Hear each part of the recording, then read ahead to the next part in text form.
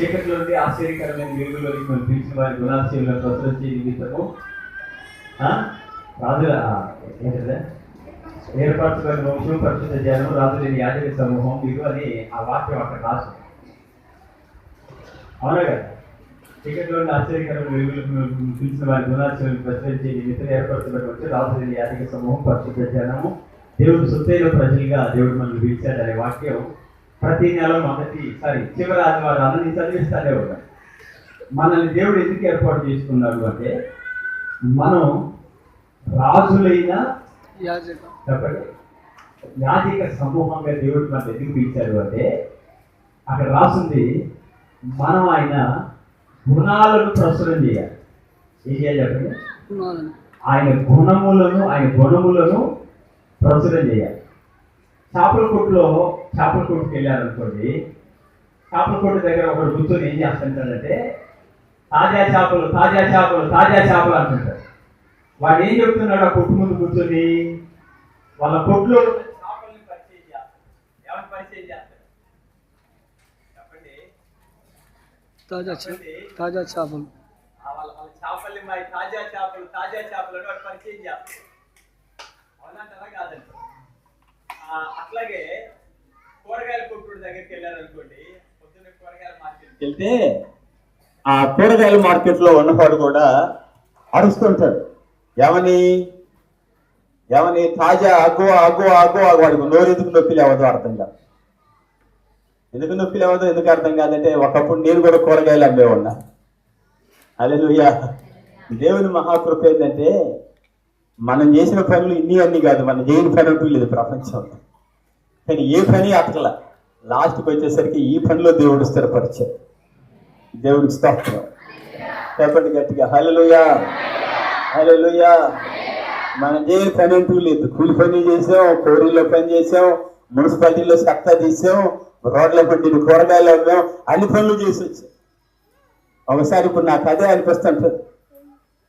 మనం కారెక్కి తిరుగుతున్నామంటే ఒరే ఉపేంద్రా అనిపించుకున్నవాడిని ఇవాళ ఎలీషాయి గారు అనిపించుకునే స్థాయికి దేవుడు తీసుకొచ్చాడంటే ఇది యేసయ్య కృప.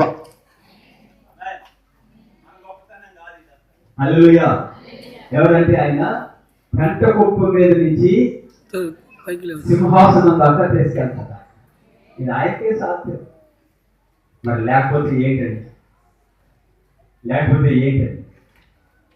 నేను నిన్న మొన్న వాక్యం చెప్తా ఉంటే నా దగ్గర ఉన్న పిల్లలు ఆశ్చర్యపోతుంది. వాడు భాస్కర్ గారు నాతో కారు తోలుకుంటా అంటున్నాడు, అయ్యగారు నీకు నిజంగా రోగం వచ్చిందా లేకపోతే యాక్షన్ చేసిన వాళ్ళు అడిగాడు. నేను వాడు నాతో పాటు కారు తోలుతున్నాడు, నేను ప్రార్థనకి వెళ్తున్నా, వాడు కారు తోలుతాడు, పక్కన కూర్చుంటే నా నోరు ఊరుకోదు కదా. నా నోరు ఊరుకోక నేను పాటలు పాడుకుంటా ఉన్నా, వాడు డ్రైవింగ్ చేసుకుంటున్నాడు. పాటలు పాడి చాలాసేపు పాటలు పాడిన తర్వాత నాకేం చూసి వాడు ఇంతే అడిగాడు, అయ్యగారు నిజంగా మీకు రోగం వచ్చిందా అన్నాడు. ఎందుకు అట్లా అడిగామన్నా? ఏమో మిమ్మల్ని చూస్తే రోగం వచ్చినట్టు లేదుగా మీరు అన్నాడు. అదే నాయన ఇవన్నీ ఒక అనుభవాలు మరి. అవునా? కానీ ఒకటి మాత్రం వాస్తవం ఏంటో తెలుసా? రోగాల పర్వము ముగిసిపోయి ఇక మళ్ళీ ఆ రోజులు రానివ్వడు ఆయన. ఎందుకంటే ఒక 2 నెలలు రోగానికి అప్పచెప్పాడు కానీ మరణానికి మాత్రం అప్పచెప్పాడు ఆయన. అదే మీరందరూ అనుకుంటున్నట్టుగా యేసయ్య గారు చస్తాడేమని మీరు అనుకుంటున్నట్టుగా మనం ఎందుకు చస్తాడు? పోల్డ్ అంటే సేవకుని అడిగి ఏం చేస్తాడు ఇప్పుడు? హల్లెలూయా. భయపడుతున్నారు. ఎప్పటికీ నన్ను చూసి చాలా మంది భయపడుతున్నారు. ఇంకా కొంతమందికి నమ్మకం గురించి సావలేదు నా మీద. ఇంకా బతుకుతాడో అనేది ఎంత మంచిగా పాడుపాడి ఎంత గట్టిగా ప్రసంగం చెప్తారు. మీకే వచ్చింది పోయే కాలం, ఇంకా బతుకుతాడా అన్నట్టుగా పోయేవాడైతే ఎంత గట్టిగా పాడబాడుతుందా? పోయేవాడైతే ఎంత గట్టిగా ప్రసంగం చెప్తాడా? పోయేవాడైతే ఈ మీటింగ్లోకి తిరుగుతాడు. నా ప్రియమైన దేవుడు పెట్టారు ఒక మాత్రం వాస్తవం, రోగాల పర్వాన్ని ముగించేశాడు ఆయన. ఆమేన్. హల్లెలూయా. నేనేమంటానంటే ఈ లోకంలో మనం ఉన్నందుకు మనం చేపలు కొట్టుడు వాడి చేపల గురించి గర్వంగా చెప్పుకుంటున్నాడు. ఏమని? తాజా చేపలు అంటున్నాడు. ఎండాకాలం మోడి పనుల కొట్టుకు వెళ్తారు. ఏమంటాడు వాడు? తీయని మామిడికాయలు రావాలా అంటారు. మా దగ్గర రండి వచ్చేసి వాడి మామిడికాయల గురించి వాడు గొప్పగా చెప్పుకుంటున్నాడు. ఇలా ఆంధ్రేయ గారు రాలేదులే, కానీ ఆంధ్రేయ గారు రాలేదు, మొన్న వచ్చిపోయారు పాప. ఆయన అప్పుడప్పుడు బాధపడిపోతారు. హల్లెలూయా. ఆంధ్రేయ గారు దేవుడి బిడ్డ, కాకపోతే ఆయన కమ్యూనిస్ట్ పార్టీలో కూడా తిరుగుతారు. ఆయన దేవుడి గురించి చెప్తారు, అప్పుడప్పుడు కమ్యూనిస్ట్ పార్టీ గురించి కూడా గొప్పగా చెప్తారు. కమ్యూనిస్ట్ పార్టీలో తిరిగే వాళ్ళు వాళ్ళ పార్టీ గురించి అంత గొప్పగా చెప్పుకుంటారంటే మన పేదల పార్టీ ఓటేయాలి, మన పార్టీ కాదు.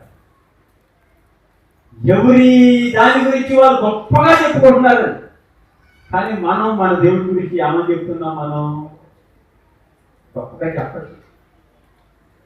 ఒకవేళ చెప్పాలి అంటే ఆయన గురించి మొట్టమొదటిగా నీకు తెలవాలి కదా. నీకు తెలవకోకుండా ఏమని చెప్తావు చెప్పండి?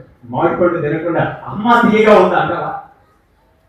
మామిడి పండు తినకుండానే తీయగా ఉంది మీరు అందరూ కొనుక్కోండి అంటే వాళ్ళు ఏమంటారు? నువ్వు పిచ్చోడో మంచోడో, నువ్వు ఇంకా తినలేదు కదా, ముందు నువ్వు తిన్నాక చెప్పరా. అలాగే యేసయ్య గురించి నువ్వు ప్రపంచానికి తీయగా ఉన్నాడని చెప్పాలి అంటే మొదట నువ్వు తెలుసుకోవాలి యేసయ్య గురించి. నేను చాలాసార్లు చెప్తుంటాను, మనం తెలుసుకున్నామో లేదో మనకు తెలియదు, కానీ మన యేసయ్యని ప్రపంచం అంతా ఎప్పుడో కాపీ కొట్టేసింది.